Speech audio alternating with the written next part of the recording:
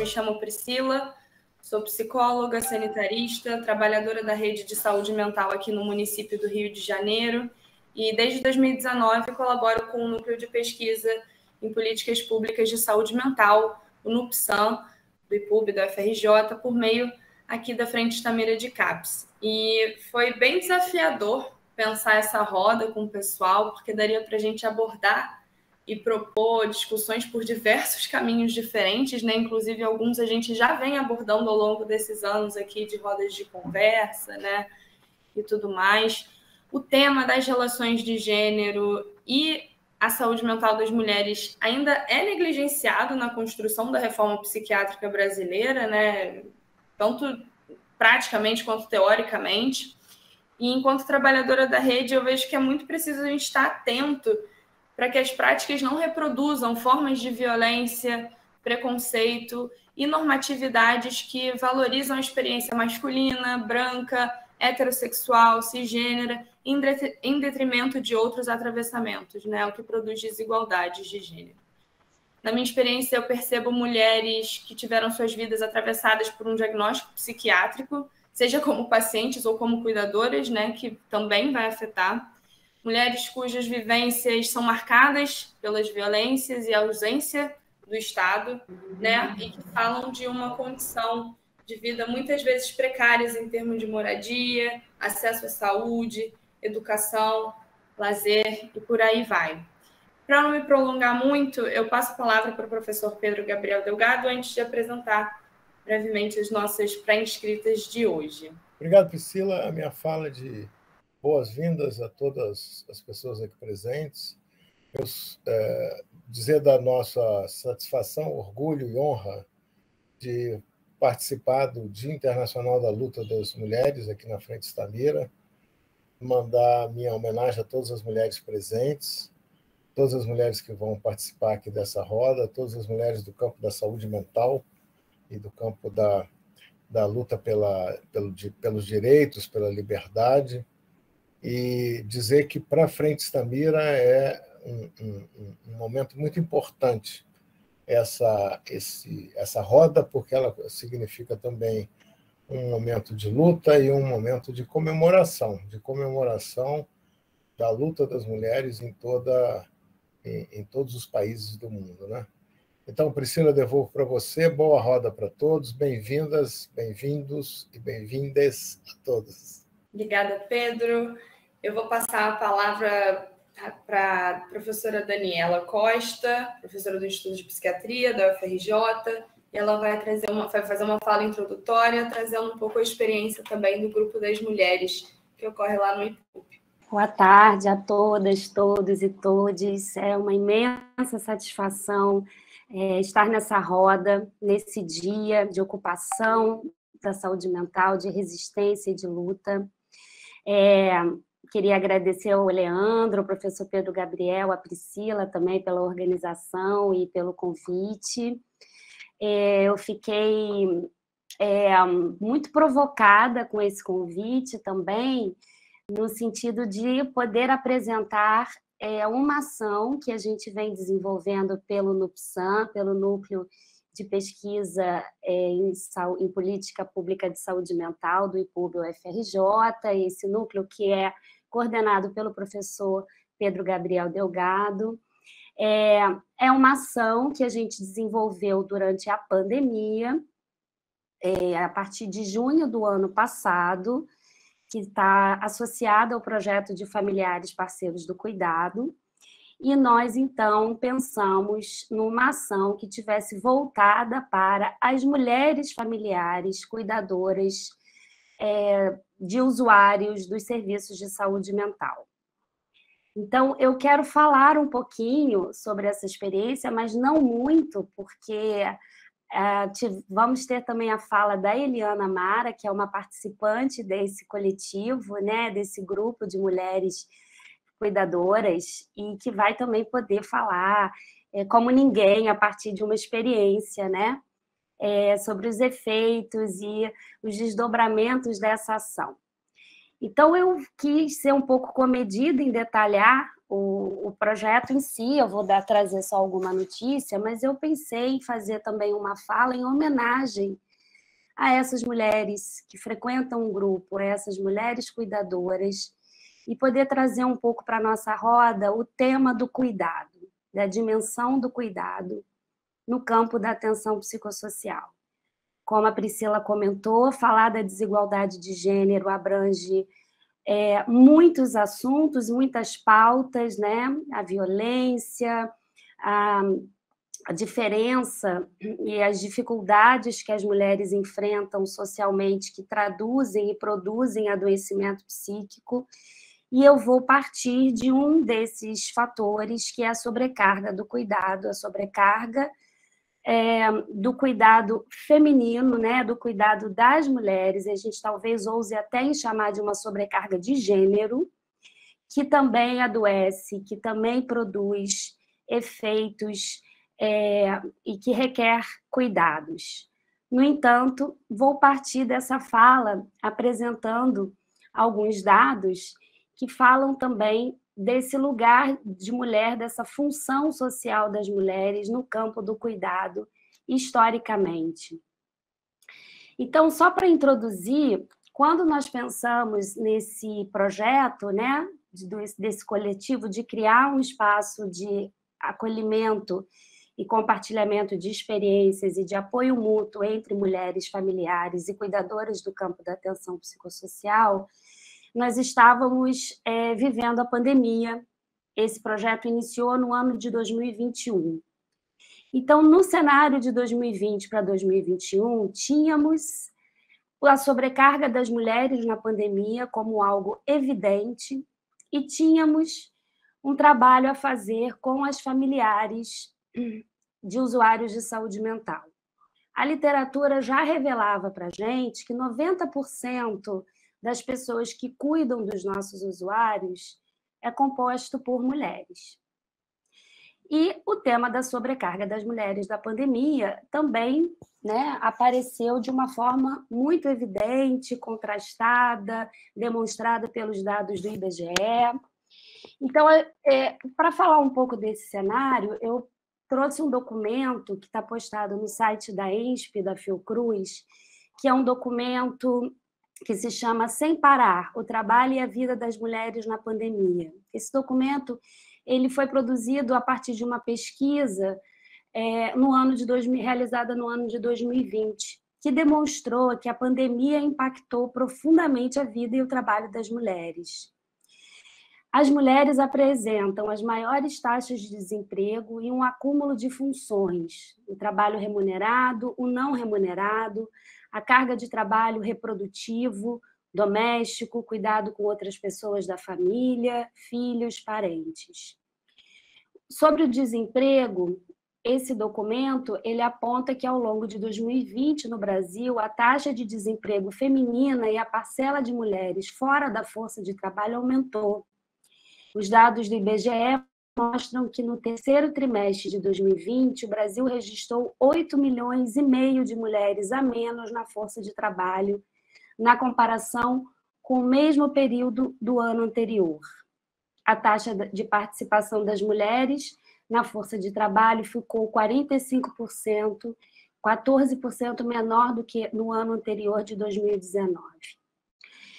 A vida das mulheres, além do desemprego, também aparece em dados a partir dos efeitos da pandemia e do isolamento social sobre a vida delas.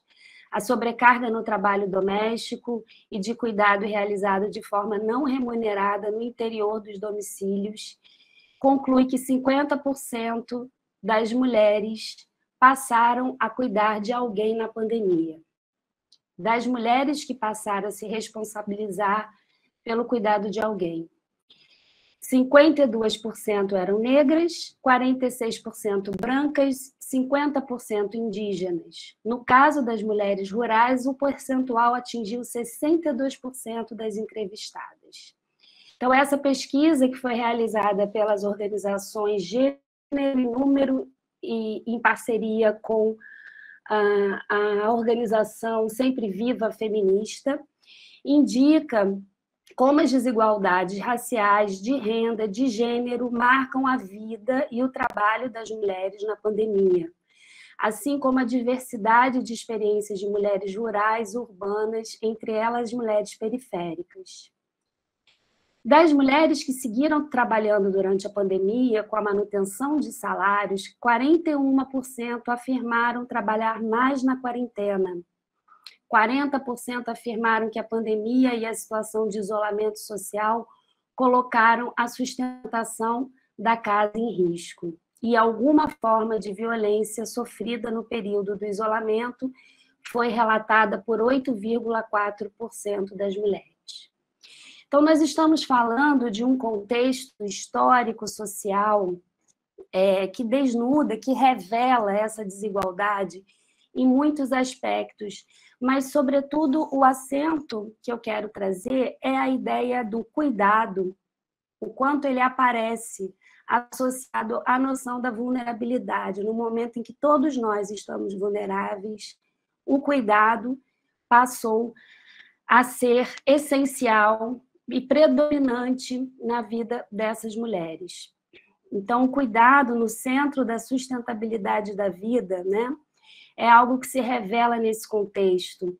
Não há possibilidade de discutir o mundo pós-pandemia sem levar em consideração o quanto isso se tornou evidente nesse momento de crise global. Isso fala para a gente, né, do quanto esses temas do cuidado, da desigualdade de gênero e a sobrecarga das mulheres, talvez a gente possa chamar de sobrecarga de gênero, ele aparece ancorado num histórico, né, onde a organização do cuidado ele sempre esteve ancorado na exploração do trabalho das mulheres negras e no trabalho não remunerado das mulheres. Esse é um modelo que nós precisamos pensar e resistir e enfrentar. A possibilidade, né, de retomar falas como você trabalha? Não, eu cuido dos filhos. Você trabalha com o que a senhora trabalha? Não, eu não trabalho, eu sou do lar. Ou então, não, eu estou parada. É uma fala muito recorrente, né, entre as mulheres que, historicamente, naturalizaram essa função e não introjetaram isso como uma prática de trabalho, o que a gente vai chamar do trabalho do cuidado. Eu vou passar um pouco por esse tema, porque eu gostaria de chegar numa certa reflexão sobre a feminização do cuidado e do trabalho na atenção psicossocial. Então, tem um texto de uma socióloga que chama Nádia Araújo Guimarães, que ela traz essa ideia, né, do cuidado que está sempre associado ao sentido de vulnerabilidade. Todos nós somos vulneráveis, no sentido de que seremos vulneráveis em algum momento da nossa vida. Iremos nos sentir vulneráveis depois de um certo tempo da nossa vida, tal como nos sentimos no começo da vida. A ideia da vulnerabilidade, então, ela é o lado B do cuidado, é outro lado dessa moeda. Ou seja, a vulnerabilidade, ela nos põe diante da necessidade de ser cuidado. Na pandemia, essa experiência de uma vulnerabilidade coletiva tornou visível o fenômeno do cuidado, ou da sobrecarga do cuidado. Assim, o cuidado é, antes de tudo, uma dimensão central na vida social. O cuidado é um verbo coletivo, não é individual. Mas, paradoxalmente, essa dimensão foi historicamente levada às mulheres e tornada invisível ou naturalizada. A ideia do cuidado, do trabalho de cuidado, ele recobre múltiplas formas de trabalho feitas das relações sociais, tecidas em muitos ambientes com diferentes atores e atrizes. É como se a gente pudesse pensar que se cuidar é um ato coletivo, ele é um verbo coletivo, é preciso uma rede, é preciso um circuito onde se tece múltiplos fios que compõem a cena do cuidado. Ele não é individual, ele não sobrecarrega, ele não é uma sobrecarga de gênero, ele não sobrecarrega a mulher. As mulheres trabalham incansavelmente cuidando. Isso é invisível, inclusive, para elas, né? Que cuidam e não trabalham ou estão paradas. Às vezes o cuidado é uma profissão, mas às vezes ele é só uma obrigação. Então, essa ideia, né, de uma tessitura de cuidados que é coletiva importa para o nosso debate em relação ao campo da atenção psicossocial, né? Primeiro, entender que cuidar é um fenômeno social, que é central à nossa vida, às nossas vulnerabilidades. Segundo, que ele é tão central que ele, às vezes, pode ser invisível, banal, normatizado. Terceiro, que ele não é um fenômeno singular em sua manifestação concreta, ele é plural. Existe uma multiplicidade de relações, de parcerias, de pontos de apoio, de pontos de amparo, pelas quais se estabelece a relação social do cuidado. Essas realidades, né, esses múltiplos fios que vão tecendo a prática do cuidado, ou o trabalho do cuidado, aparecem assumem realidades muito desiguais, né, como na realidade brasileira, onde essa multiplicidade se torna ainda mais desafiadora, né? Temos aquele cuidado que é um cuidado que é promovido por um trabalho remunerado, que é o que a gente também percebe no nosso campo da atenção psicossocial, quanto a mulheres cuidadoras, profissionais, psicólogas, psicoterapeutas, assistentes sociais, terapeutas ocupacionais, as enfermeiras, são trabalhos de cuidado, e até mesmo o trabalho da limpeza, né? Os trabalhos remunerados e esses que estão atrelados à saúde são, em geral, produzidos por mulheres. E também há uma outra forma de pensar no campo da política pública, da atenção psicossocial, que o cuidado, há uma forma de cuidado que se resolve através do Estado, né, da proteção social. Nesse caso, a política pública chama em si uma pauta com respeito ao cuidado para as instituições que regulam os direitos das trabalhadoras do cuidado, mas também das cuidadoras, dos familiares que acessam os serviços, que, em geral, são mulheres. Então, partindo desses fios, que a gente pode pensar que são tessituras, né, da forma como o trabalho do cuidado ele aparece, compõe o nosso campo, eu pensei aqui em trazer 2 aspectos para a gente discutir nessa roda e pensar e desdobrar a partir das nossas práticas. O Silvio Yasui, ele tem uma noção muito interessante que ele fala que às vezes a gente precisa ter conceitos ferramentas, a gente precisa ter termos que nos ajudem a operar no nosso campo. Então, eu pensei da gente poder trazer aqui 2 aspectos, né? Um deles é um conceito que é a parentalidade, que fala, né, sobre a importância de pensar que a sobrecarga do trabalho das mulheres acontece porque as tarefas não são distribuídas igualmente no ambiente doméstico. Tem um ditado africano que diz que é preciso uma aldeia para cuidar de uma criança, né? E nós vivemos uma certa tradição do patriarcado histórico, enfim, onde essas funções não são distribuídas igualmente. Isso produz sobrecarga, isso produz adoecimento. Entre as dimensões das desigualdades, a sobrecarga do trabalho doméstico e do cuidado foi uma das questões que as mulheres sentiram mais na pandemia, quando as medidas de isolamento foram iniciadas a partir de março de 2020.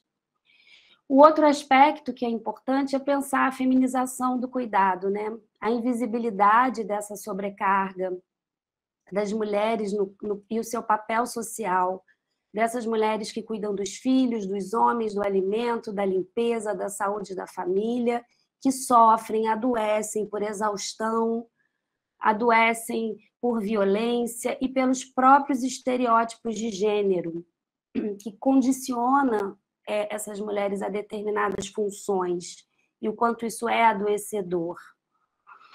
Então, pensar que em contextos de vulnerabilidades isso vai pesar na conta das mulheres é, mais uma vez, poder refletir sobre a saúde mental e sobre esses papéis tão cristalizados que a gente precisa resistir e lutar.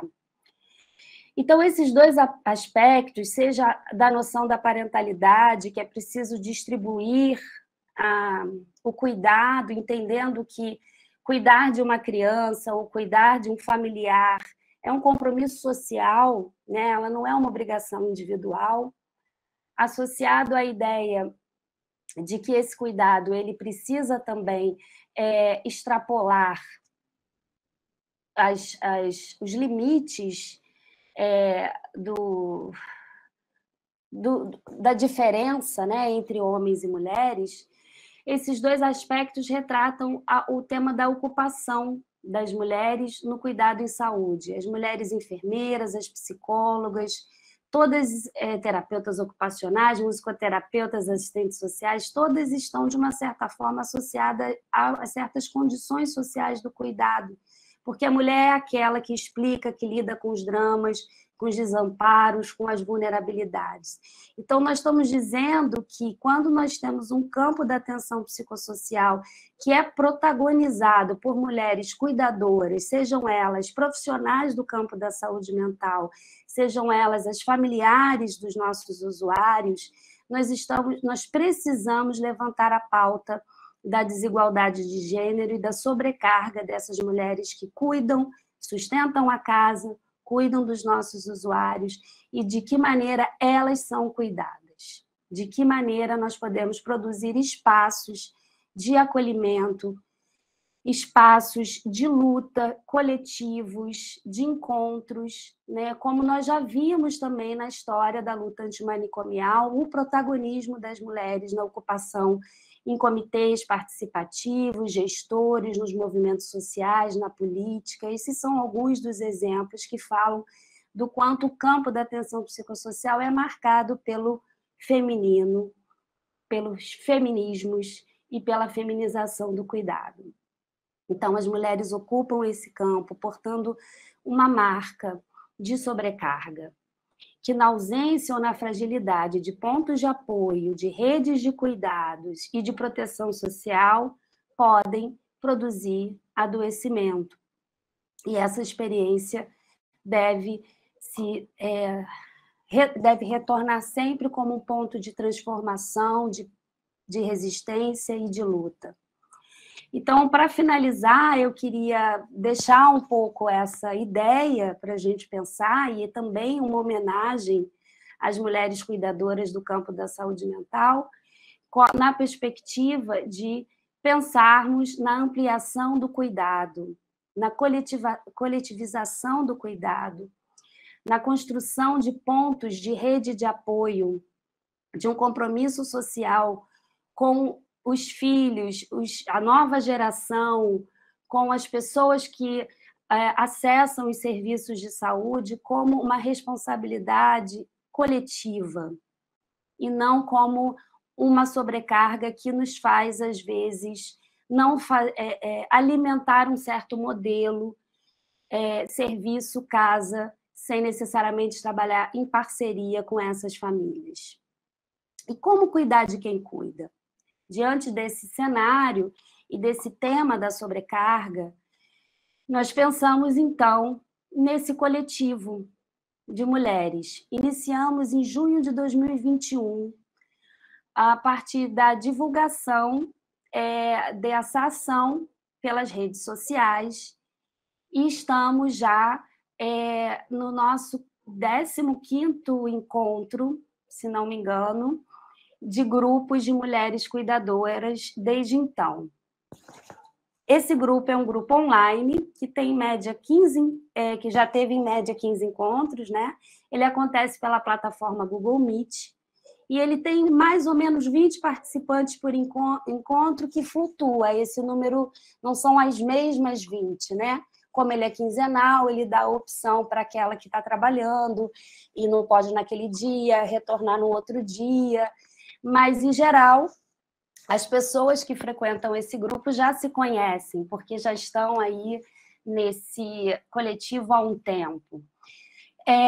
O perfil desse grupo, né, são mulheres de diferentes regiões do Brasil e do estado do Rio de Janeiro, mulheres plurais, de diferentes territórios, cores, crenças, idades, mas têm algo em comum: elas são familiares cuidadoras de usuários da saúde mental de serviços públicos, do SUS.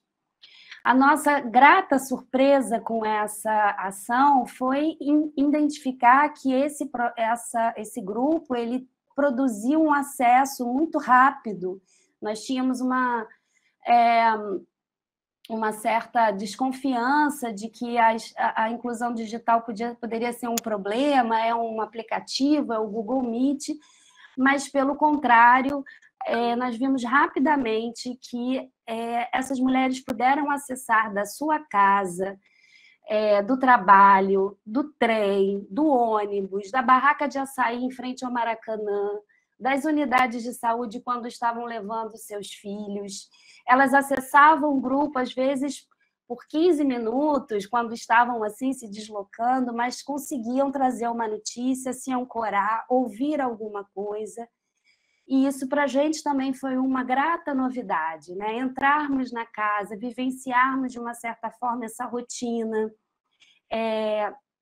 da sobrecarga e, ao mesmo tempo, esse tempo que nós podemos oferecer para que elas falem, para que elas encontrem um lugar de fala e também um lugar de escuta. Além desse grupo, nós fazemos todo mês um grupo de acolhimento para a chegada de novas mulheres participantes. E esse grupo de acolhimento, ele é somente uma vez por mês, aberto para profissionais da saúde, mulheres, cuidadoras profissionais. E é muito interessante também poder perceber o quanto ele tem sido um espaço de educação continuada para profissionais de saúde que entram nesses grupos e entendem o valor da experiência do familiar, né? A vida dele, as estratégias que ele tem para lidar com essa sobrecarga. Então, são 2 espaços que têm propostas diferentes, mas que puderam trazer a contribuição para a troca de experiência entre essas mulheres, para sua própria percepção de sobrecarga, para construírem estratégias de lida, compartilhando umas com as outras, o que tem a ver com a noção da parentalidade, né? Quando a gente começa a ver que uma está dizendo, olha, quando a gente tem um filho com transtorno mental, a família some. E isso não é só na pandemia. Então, como fazer? Muitas passam por isso, que saídas são possíveis. Outro tema muito presente na pandemia é: se eu morrer, quem vai cuidar do meu filho? Né? Que é mais uma fala que marca o lugar da sobrecarga das mulheres, dessa ausência de apoio parental. O autocuidado e o compartilhamento de experiências e a solidariedade também é um ponto muito importante desses grupos. No momento em que elas conseguem falar por 1h30, é que elas se dão conta de que elas não estão falando delas, de que elas não estão se cuidando e de que, às vezes, pensar cuidado é sempre cuidar do outro e nunca de si. Então, uma fala reverbera na ideia da outra. Nós tivemos um grupo de uma familiar que estava muito sobrecarregada e dizendo como estava difícil. Num determinado momento, ela disse: mas quando eu vi uma brechinha no carnaval, eu caí no samba. E umas dançaram sozinhas e as outras dançaram acompanhadas, né? Então, são pequenos momentos em que essas possibilidades surgem e que já é, de uma certa forma, tentar construir uma nova percepção sobre a sua sobrecarga e modos de resistência. Esse grupo também é muito marcado por mulheres da militância e que também vão envolvendo outras em associações de familiares, em coletivos, de frentes de luta. Então, embora não seja um grupo para militância, esses efeitos também aparecem, né? De um protagonismo que vai além do grupo, mas que, de uma certa forma, está sendo promovido em cada encontro. A construção, né, espaço solidário, essa rede, então, né, de pontos de apoio no cuidado, é uma forma como a gente tem encontrado para pensar uma ação no campo da atenção psicossocial que enfrenta essas desigualdades de algum modo, ou sensibiliza para elas. As parcerias que a gente conseguiu a partir de agora também, né, os desdobramentos que apareceram dessas ações, já surgiram pautas para eventos e congressos, demanda para curso de mulheres cuidadoras, curso no sentido de atividades de educação continuada, trazendo algumas temáticas que interessam ao universo delas, e a construção de novos espaços de autocuidado, como de lazer e de cultura, que esperamos que esse ano a gente também possa produzir. Então, para concluir, eu queria deixar esses pontos aqui em homenagem a essas mulheres e pontos como desafios, né, para a gente pensar aqui na roda. Ocupar e protagonizar os espaços da atenção psicossocial é recolher esses efeitos e circuitos, né, da feminização do cuidado, que organiza esse campo. Resistir à banalização da sobrecarga das mulheres cuidadoras, ocupando espaços solidários, de compartilhamento, de parcerias com elas. Construir e lutar pela ampliação das redes de apoio para essas mulheres, para assistência do cuidado em saúde mental. E, por último, poder pensar nessa noção, né, de um documento da Universidade do Oeste de Santa Catarina, da UNOESC, que se chama Cuidar é um Verbo Coletivo. Trazer essa ideia como uma ideia de sensibilização para os profissionais da saúde mental, a importância da parceria e do acolhimento de mulheres cuidadoras dos nossos usuários. Bom, então, acho que eu vou parar por aqui, vou deixar, acho que eu falei até demais, e vou deixar a Eliana também poder complementar com a sua fala. Obrigada, desculpem se eu me empolguei, é emoção. Obrigada, Daniela. Imagina. Obrigada, Daniela. Sua fala foi excelente, toca em pontos importantíssimos. Parabéns pelo trabalho que vocês vêm desenvolvendo no grupo.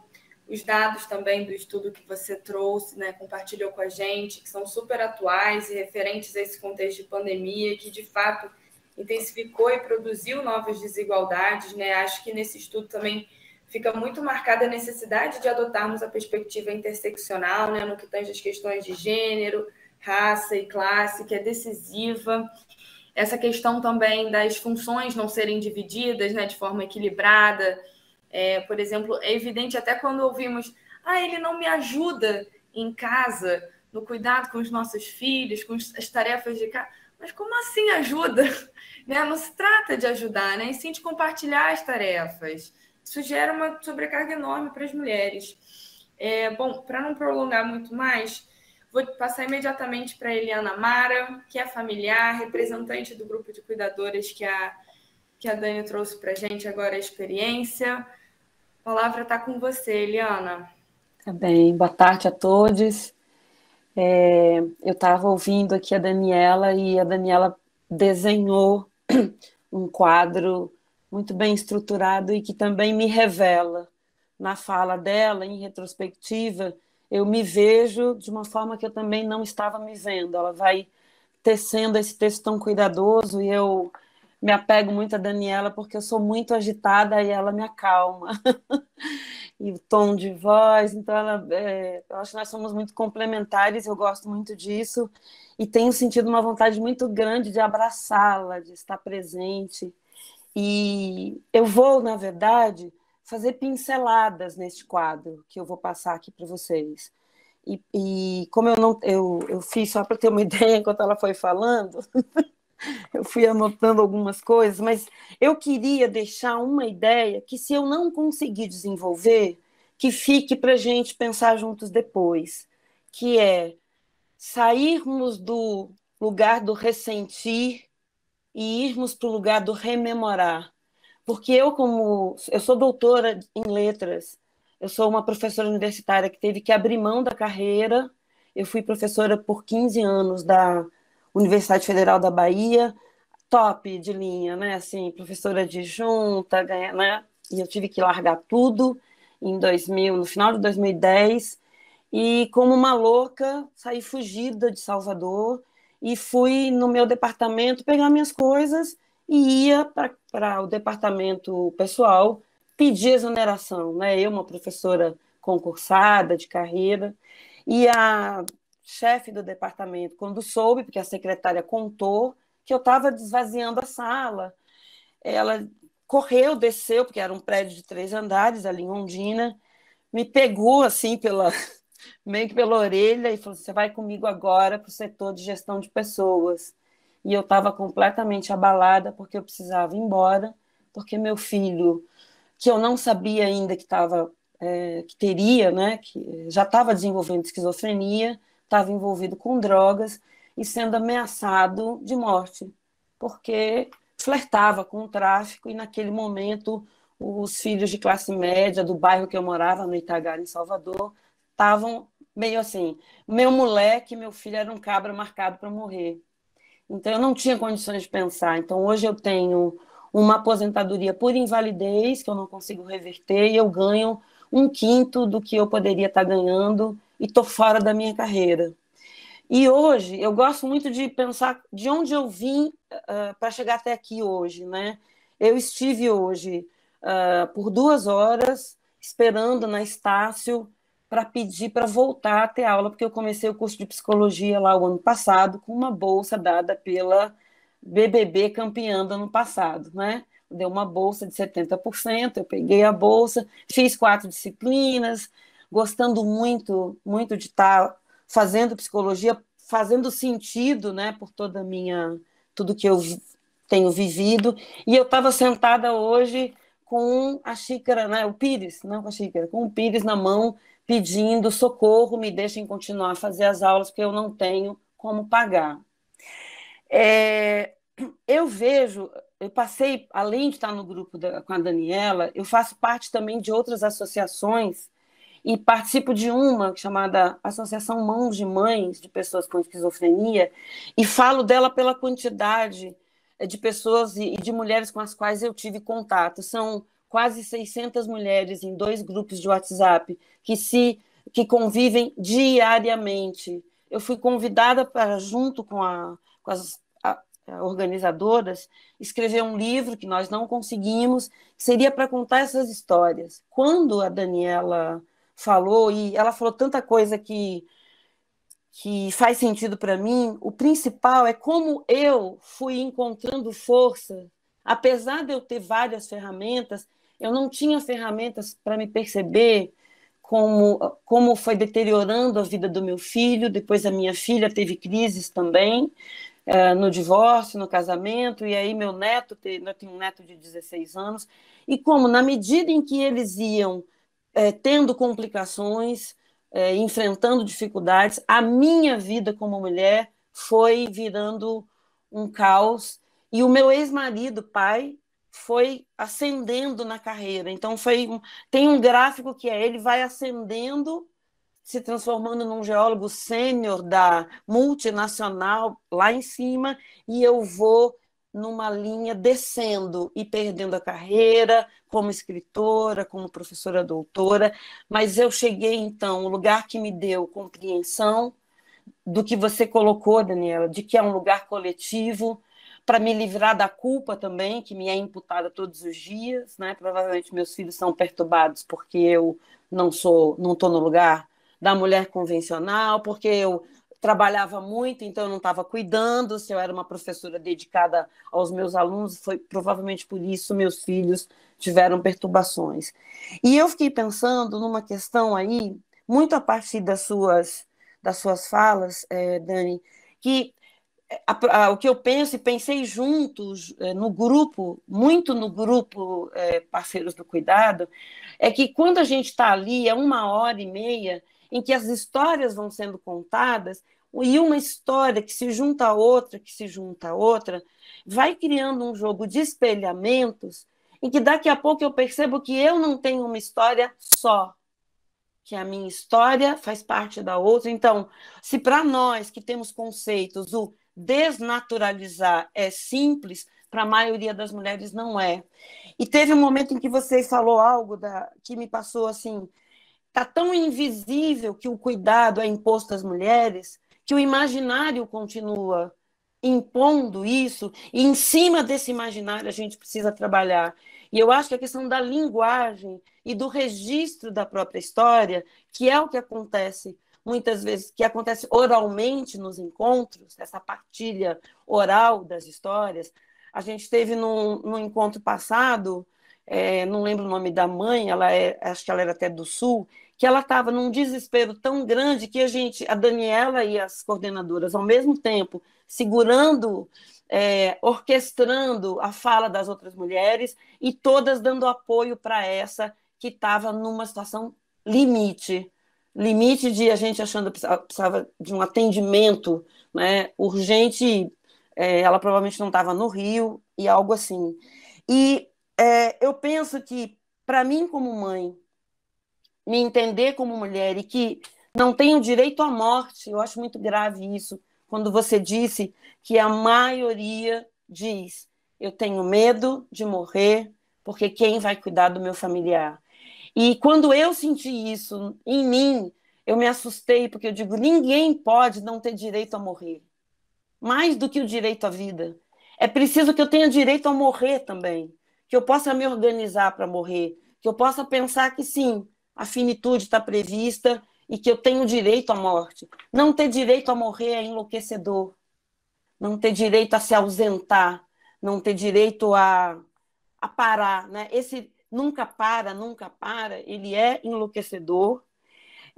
E acho que só esse sopro de vida, eu fiquei pensando muito nisso, qualquer minuto, qualquer intervalo que a gente tenha como mãe, cuidadora, e com essa sobrecarga, ele é mais um sopro de vida nessa contagem, seja qual for a contagem de vida das mulheres, uma fatia muito grande é roubada. Muitos sopros de vida são roubados. Eu estou tirando essa imagem do movimento das vidas negras importam, eu como mulher negra, que a partir do estudo que eu estou fazendo de um autor, que é Juntando Fanon com James Baldwin, que falam muito da ideia do eu preciso respirar para viver, eu preciso falar, eu tenho que ter direito a falar, tenho que ter direito a respirar.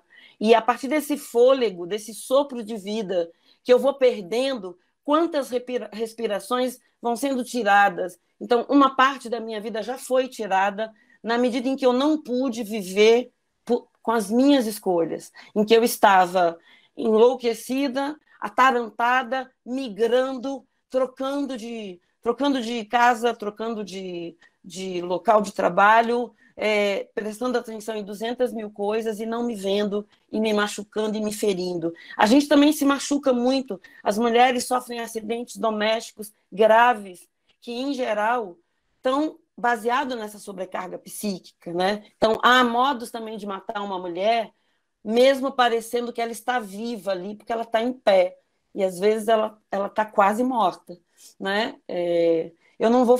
Claro que a gente não diz isso nos grupos, mas como é que se sustenta uma vida quase morta e com medo de morrer? É um paradoxo enlouquecedor, né? Eu tenho uma ideia e um desejo de que a gente faça juntos algo que não é tradição no Brasil, que é justamente contar essas histórias que a gente recolhe oralmente nos grupos, contar em livros, porque mesmo que a pessoa continue participando, e que bom, presencialmente, e mesmo por esse formato online que vai continuar, que seja possível que essas histórias circulem cada vez mais. Né? Que, se for possível, que aqui esse grupo tenha essa possibilidade de... E aí que é a ideia, quando eu estou só no ressentir, eu estou vivendo de novo a dor, aquilo dói outra vez, aquilo me machuca de novo. Quando eu for rememorar, eu vou lembrar junto, quando você diz que, né, uma aldeia para cuidar de uma criança, uma aldeia para cuidar de um vulnerável. Então, quando essas histórias puderem estar registradas, eu acho que esse é um projeto, é um sonho meu, e eu coloco aqui, jogo a semente desse sonho para que trazer para a memória do coração, para eu saber de cor que eu não estou sozinha, que não é nada natural, que estou aqui trazendo de volta coisas incríveis que a Daniela já falou, e que biografia eu construí, e se eu puder também, como mulher, mãe, cuidadora, registrar a minha própria história, eu posso começar a ter noção daquilo que em mim é vida e potência, e de tudo que eu faço, porque a maioria não tem tempo de perceber o tanto que faz, a potência que existe. Então, quando você disse, a mulher está sempre, ela não para, e alguém diz que ela não faz nada. Se ela for capaz, se a gente puder colocar instrumentos, ferramentas criativas e de escrita de si, em que ela possa visualizar, nossa, eu fiz tudo isso hoje. Esse é um empoderamento porque é uma quantidade tão grande de tarefas e de vitórias, afinal, saí viva nesse dia, né? Achei, inclusive, foi tão lindo quando uma mãe disse que ia para a cachoeira, né? Não sei se você lembra, foi a Ana Almada que disse, meus filhos não quiseram ir, eu também não queria levar os filhos, e estou indo para a cachoeira, a outra tinha ido para o samba. Esses pequenos gestos, né? Essas pequenas salvações, essa vida que brota, que floresce. E eu estou lembrando muito aqui da Penélope, né? Lá do Homero, enquanto o cara está tentando voltar para casa, a casa da Penélope está sendo ameaçada pelos pretendentes para atacá-la, né? Na privacidade, violá-la. E ela tem uma colcha imensa que ela vai tecendo e que ela descobre uma estratégia. Eu só vou abrir para os pretendentes quando a colcha estiver pronta. Ulisses não chega e ela vai, todo dia de noite, ela desfaz a colcha. E as mulheres têm estratégias maravilhosas que eu vou descobrindo quando eu ouço diariamente nos grupos da AME, da ABRE, das outras associações, soluções que precisam ser multiplicadas, que precisam ser divulgadas. Não sei como está meu tempo, eu não gosto de passar o tempo. Não sei se eu já falei de mais, de menos. Pode concluir sem pressa. Tá. E acho que vou contar rapidamente mesmo uma experiência que deu certo e que a Daniela me permitiu partilhar. O ano passado, no grupo da AME, que é esse grupo que tem 2 grupos de WhatsApp e que atendem essas mulheres que falam e contam histórias todos os dias, havia um adoecimento muito grande no domingo, que era um domingo de postagem, era o dia de postagem livre. A tendência é que 90% das postagens eram piores, no sentido de que, já que eu posso falar, está mais livre, eu vou falar de dor. Postavam fotos dos familiares em situações muito vulneráveis, às vezes até sem roupa, machucado, dormindo. E aquilo começou a me incomodar, e junto com uma parceira do grupo eu disse, vamos criar uma opção. Vou chamar o domingo de Domingo Criativo, e só é permitido criar, brincar e falar de coisas boas. E era um jogo, apesar de não ter regra, a regra era fazer isso. E a cada domingo a gente postava uma proposta criativa que começava como, por exemplo, pega seu celular e fotografa recantos bonitos da sua casa, qualquer cantinho que você goste, e diz por que você gosta, e coisas assim. Nós fizemos isso o ano todo, e o resultado é que houve uma mudança de mentalidade fantástica, e eu pude sentir que, de fato, esses encontros, essa partilha, e levar para um olhar criador, como você disse, precisamos de conceitos, ferramentas, e de ferramentas, conceitos, né? Que os conceitos construam ferramentas de criação e de releituras de si, de escritas de si. E se eu não posso estar lá fora, o que é que eu vejo da minha janela? Que é colocar um pouco do milagre, da mágica, do encantamento, da epifania. E aí eu vou fechar para dizer que eu gosto muito da Clarice, a Lisete está aqui, me lembra uma personagem de um conto da Clarice, né? Muito lindo, quando a Clarice traz a ideia do instante já.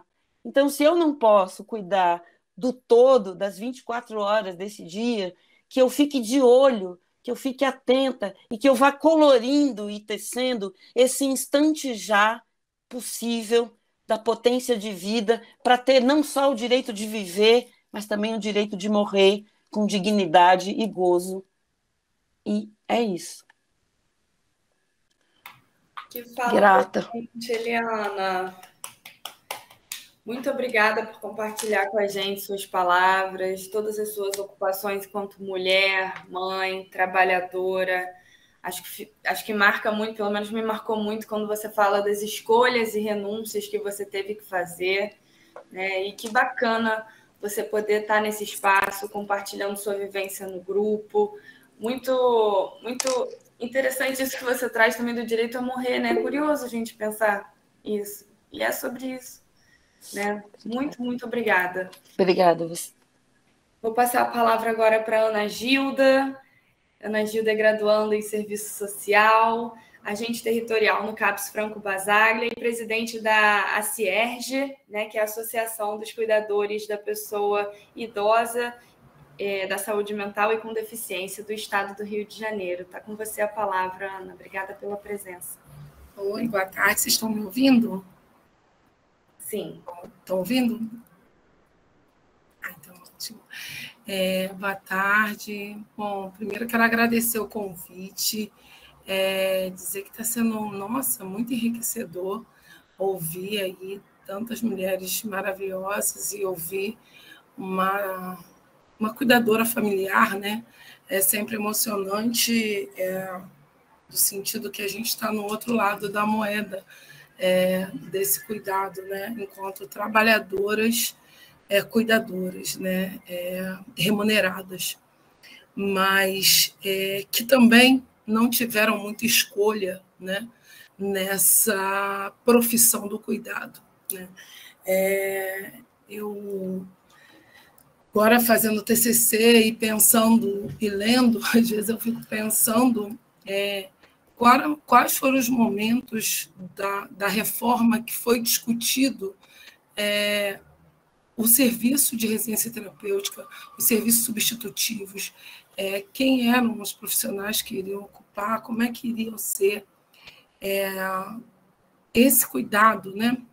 Porque, na realidade, quando a gente começa a pensar num trabalho de cuidado, a gente fala de sobrecarga, né?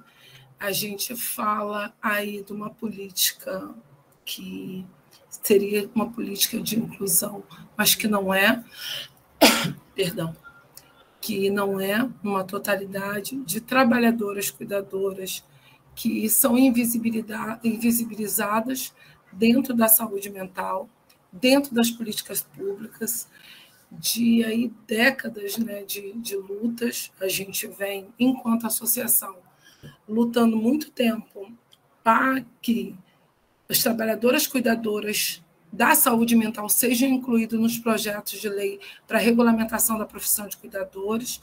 Para quem não sabe, a profissão de cuidadores não é regulamentada, né? Então, a gente não tem um piso, a gente não tem uma carga horária definida, a gente vai desse processo de migração que é mais das mulheres negras, né? Que é o processo, sai do processo, migra do trabalho doméstico para o trabalho do cuidado, meio algumas sabendo aonde estão e com que público estão, outras não, por uma necessidade mesmo de vender sua força de trabalho, né? E que tiveram poucas escolhas. Então, acho que a gente tem muito a trocar. Ontem, eu pensando, né, estava lendo sobre a Lei Feijó, de 7 de novembro de 1831, que era uma lei que já não permitia o processo de escravização do povo negro aqui no Brasil. Não permitia, entre aspas, né? Todo navio que chegava, por uma pressão do governo inglês, os escravos ficavam aqui, as pessoas escravizadas ficavam aqui, e essas pessoas tinham que trabalhar 14 anos para os serviços públicos, gratuitamente, vendendo a sua força de trabalho por nada, por uma liberdade que lhe foi tirada, e para onde eram divididas essas mulheres. Essas mulheres não têm muitos livros que contam sobre isso. Tem um artigo da Raquel Gouveia, que é de escravas a cuidadoras, que tem uma parte falando sobre isso. Que essas mulheres iam para esses trabalhos, para os antigos hospícios, para lavarem as roupas dos antigos manicômios, né? Os homens negros eram para fazer as estradas, para fazer as ruas. Então, a gente fala de um Estado que mudou um pouco, né? Mas não mudou muito. Eu não sei, hoje em dia, às vezes, eu me arrisco a dizer que a gente vive uma escravidão moderna, né? Porque a gente vive o tempo todo, você falou, Eliana, sobre pires na mão, né?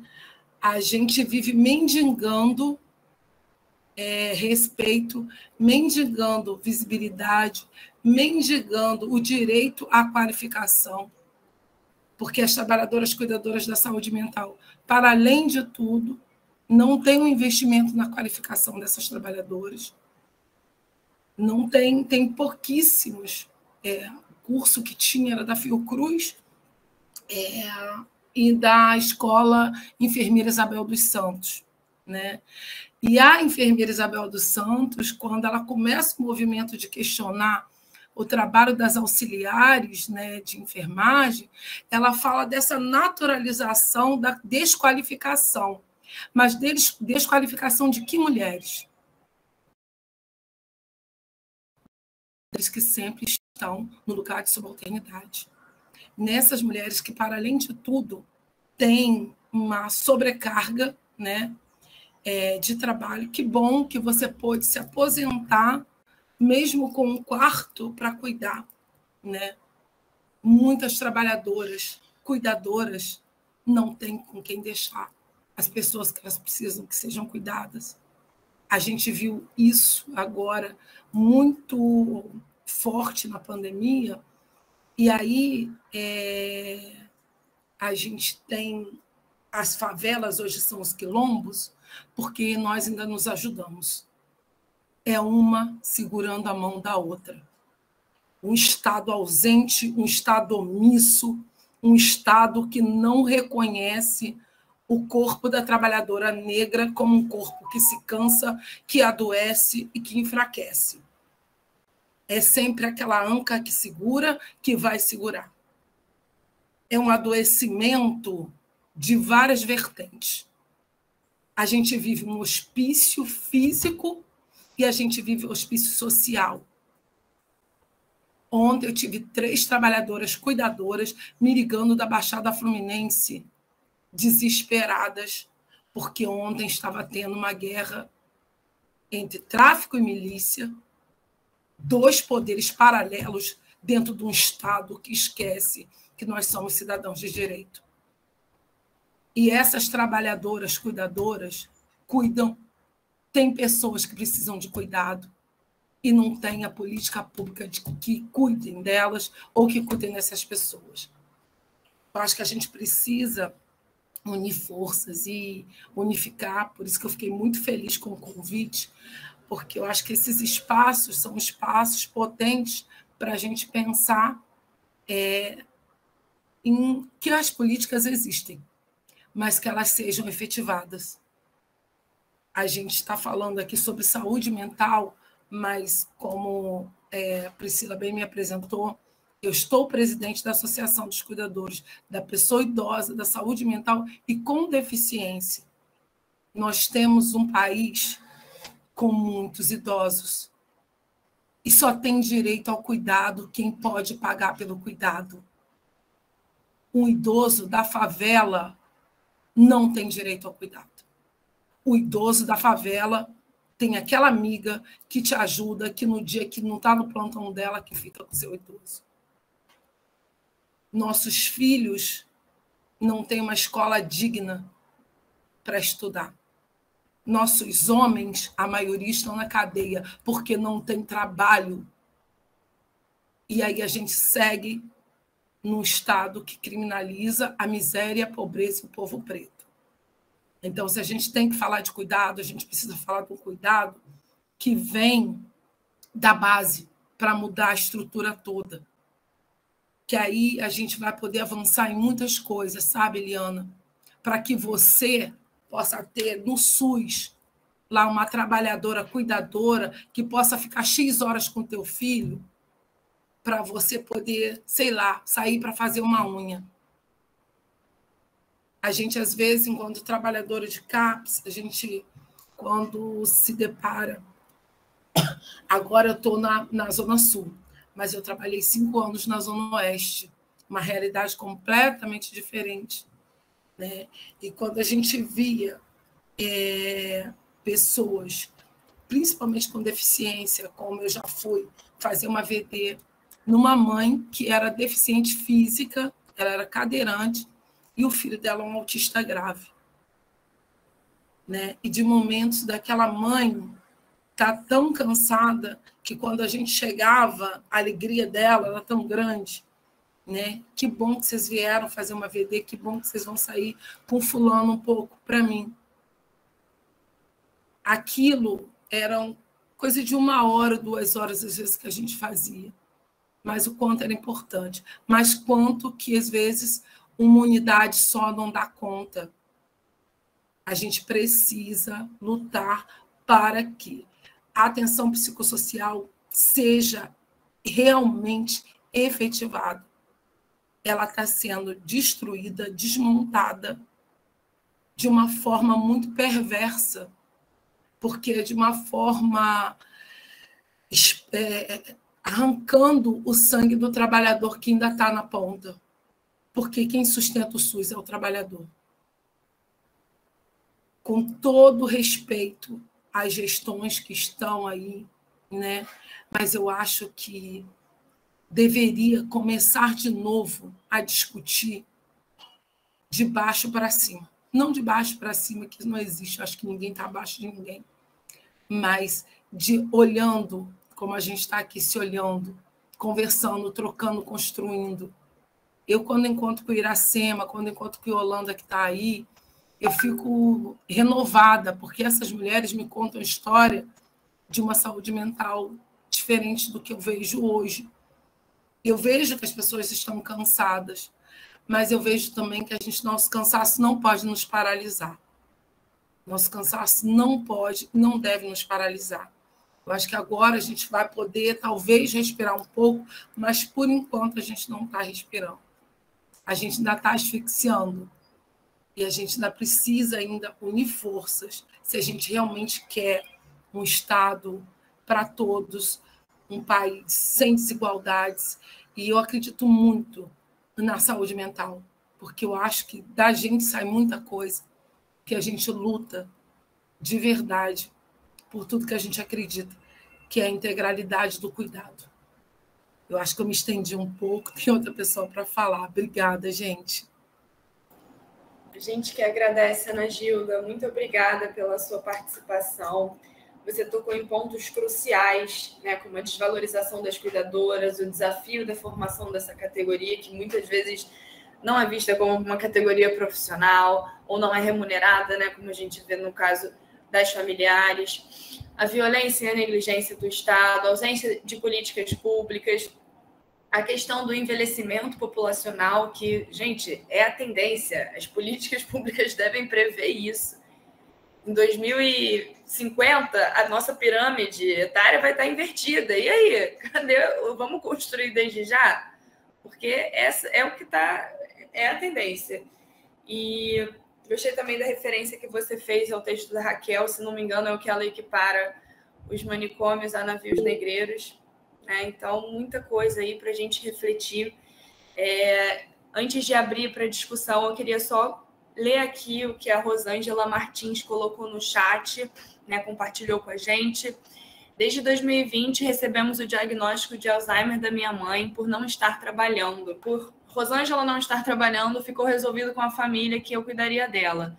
Pois bem, hoje eu vejo que eu preciso de cuidado e não tenho. Abri mão de muitas coisas, pois ela é minha prioridade.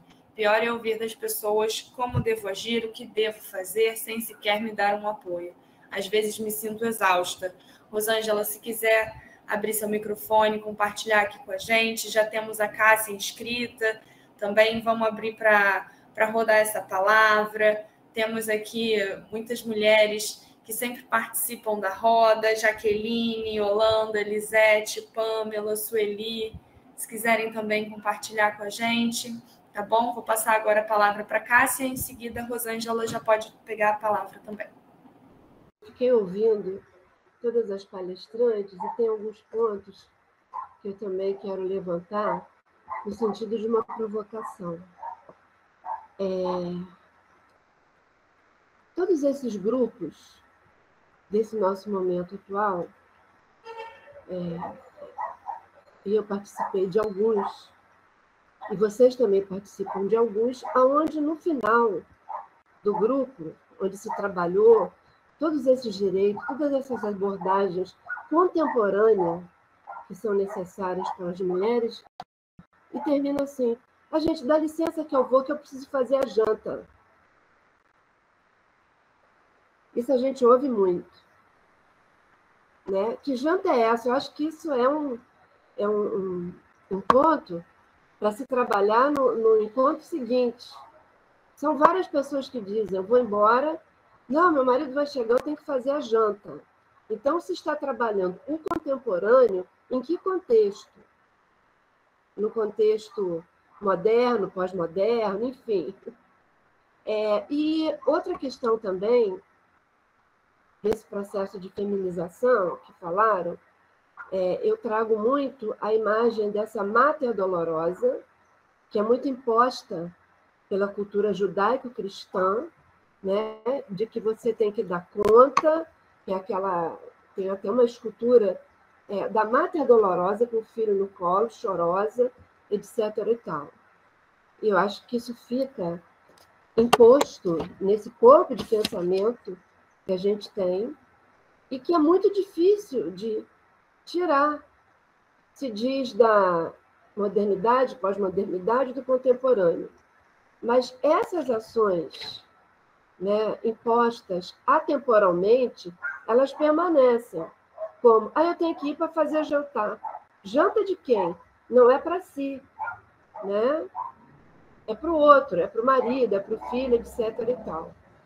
Então, eu penso que o momento de reflexão, a partir do coletivo, ele tem que chegar nesse corpo, né? Eu falo a partir do corpo, eu sou uma pessoa que trabalha com o corpo especificamente, com o corpo de pensamento único que é o meu, e que eu faço dele. Eu estou com uma camisa aqui, que eu queria que vocês lessem, não sei se vai dar para...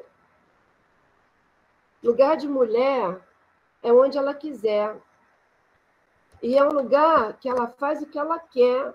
Quem é que disse que eu tenho que fazer alguma coisa? Eu sou uma mulher de 70 anos, que eu vivo preconceitos seríssimos na saúde. Outro dia eu fui medir a minha pressão aqui, que estava muito calor, eu fui tratada como uma demente. Eu não tive a oportunidade de falar, porque também tem essa característica. Tá velha, tá demente, é gagá. Ainda tem, gente, isso. Sabe? E aí eu fico... Eu tenho uma coisa de uma contemplação, de olhar as pessoas, porque eu sou artista, e é assim que eu trabalho. Eu fico olhando para essa pessoa, para ela me dizer absolutamente isso tudo, para eu poder gerenciar isso em alguns outros lugares, como esse aqui. Não se tem respeito. Não se tem em lugar nenhum. Eu estou vivendo isso. Eu fiz 70 anos, no dia 27 de fevereiro, que é mó barato ter 70 anos. É uma idade do brilho, da alegria, mas que é absolutamente preconceituosa no sistema de saúde. Pan Henrique Valadares, aqui perto da minha casa. E gritando, e falando alto. Eu morri de rir como se eu já tivesse surda. Dona Cássia! Eu falei, meu Deus, o que é isso? Gente, é comédia porque é trágico. É sistema de saúde aqui, do sul. Dona Cássia! Não precisa gritar, minha flor, eu estou aqui, entendeu? Deixa eu ver o que eu anotei.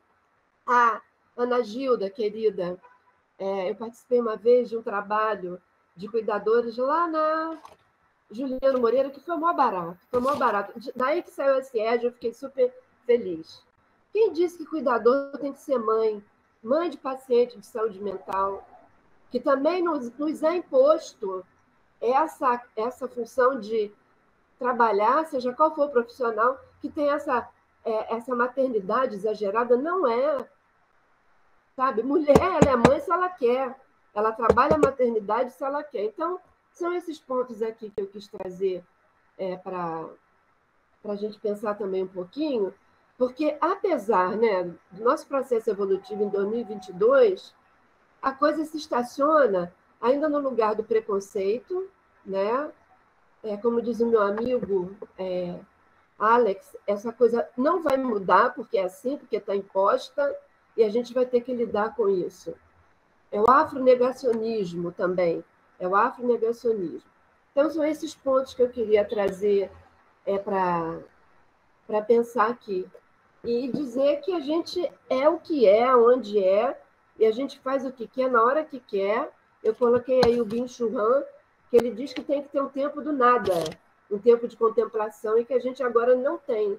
O tempo de contemplação é para si, é para o espaço, mas é para o seu espaço interno, de corpo. É isso, obrigada. Obrigada, Cássia. Eu queria só tocar num ponto. Gente, a escolha da mulher não é para ser mãe, né? E a escolha é tão legítima quanto não, né? Quem não quer é tão legítimo quanto quem quer, né? Rosângela, pode abrir seu microfone. Boa tarde a todos.